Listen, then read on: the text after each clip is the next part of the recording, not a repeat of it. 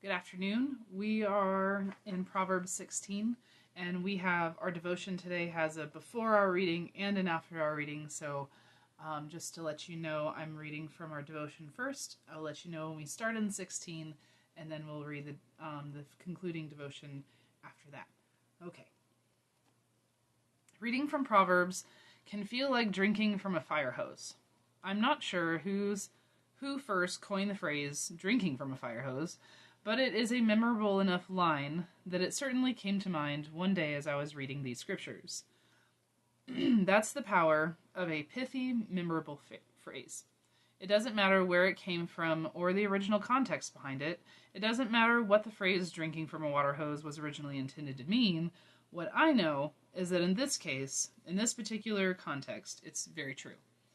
We have to read Proverbs in a way that is very different from the way we read just about every other scripture of the Bible so far. Often, when we read other text, we are attuned to asking certain automatic questions. What's the backstory? Who's the audience? What's happening before this point, and what comes after it? The thing about Proverbs is, it has none of those answers. That's what makes some of them harder to understand than others we've read so far. But that's also why it makes them so powerful and so applicable, especially right now, for you and me. Because here's the deal. Unlike other Bible verses, where we look at for the backstory in order to discover the truth that is in that verse, Proverbs flips that around. We take the truth, and we become the story that lives out that truth. Here's an example. I constantly give thanks for my dad. To this day, he is a constant source of wisdom and guidance for me. One of the phrases he taught me early in my childhood is, "Think first." I don't remember the first time he told me that line. I couldn't tell you if he said it to me after I accidentally put a crack in the drywall, or touched a hot stove, or put a dent in the car. All of those things happen, by the way. But it doesn't matter the exact situation in which my dad first told me to think first. All I know is I haven't forgotten. So that's our intro. Now for chapter 16.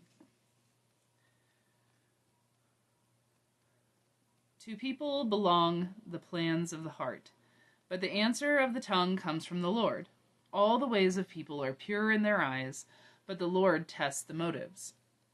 Commit your work to the Lord, and your plans will succeed. The Lord made everything for a purpose, even the wicked for an evil day. The Lord detests all who are arrogant. They surely won't go unpunished. Love and faithfulness reconcile guilt. The fear of the Lord turns away evil. When people draw favor from the Lord, even their enemies are at peace with them. Better a little with righteousness than great profits without justice. People plan their path, but the Lord secures their steps. A king's speech is like an oracle. In a judgment, one can't go against his words. Honest balance and scales are the Lord's. All the weight in the bag are his doing. Kings detest wicked deeds, for their thrones are found on righteousness. Kings favor those with righteous lips. They love words of integrity. The king's anger is a messenger of death. The wise will calm him. There is life in the light of the king's face. His favor is like a cloud that brings spring rain. Acquiring wisdom is much better than gold. Acquiring understanding is better than silver. The road of those who do right turn away from evil. Those who protect their paths guard their lives. Pride comes before disaster, and arrogance before a fall. Better to be humble with the needy than to divide plunder with the proud. Those with insight fight prosperity. Those who trust the Lord are blessed. The skilled mind is called discerning, and pleasant speech enhances teaching. One who has insight is a fountain of life, but the instruction of the foolish is folly. The mind of the wise makes their speech insightful and enhances the teaching of their lips. Pleasant words are flowing honey, sweet to the taste and healing to the bones. There is a path that may seem straight to someone, but in the end, it is the path of death. The appetite of workers labors for them, but their hunger presses them on. Worthless people dig up trouble. Their lips are like a scorching fire. Destructive people produce conflict. Gossips alienate close friends. Violent people entice their neighbors and walk them down a path that isn't good. Those who wink their eye plot destruction. Those who purse their lips plan evil. Gray hair is a crown of glory.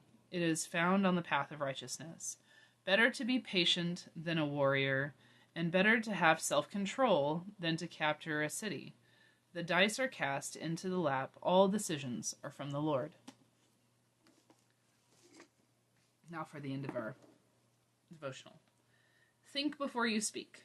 Think before you act. Consider the consequences. Because if you don't, that's when bad things happen. It's the wisdom of that phrase, not the backstory of it, that sticks with me to this day. I think that's how we are meant to approach Proverbs. In a podcast interview, Dr. Ann Stewart of Princeton Theological Seminary shared some helpful advice with the people of Hyde Park United Methodist Church in Tampa on how to read the Proverbs. She suggested that we don't try to read them in large batches, in one gulp setting. Rather, we should take our time with them, read them slowly, ponder and savor their meaning, sip them, and, in many cases, find one proverb, just one, that speaks to each of us on any particular day.